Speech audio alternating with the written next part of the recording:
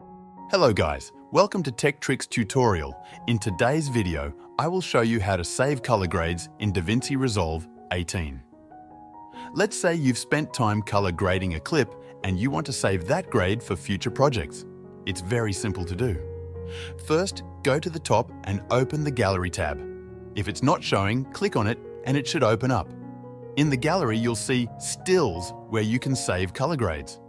To start, right-click in the gallery area and select Add Power Grade Album. You can use this album to store your saved grades.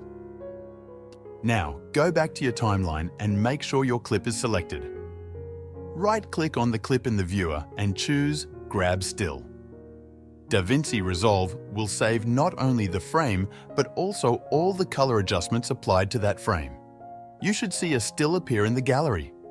To use this color grade in future projects, just double-click the saved still from the gallery and it will automatically apply to your selected clip. If you want to reset the grade, press Command+Z or Control+Z to undo. And that's it, you've now saved your color grade for easy access in future edits. Thanks for watching this tutorial. If you found this video helpful, please like and subscribe to our channel for more tech tips and tutorials.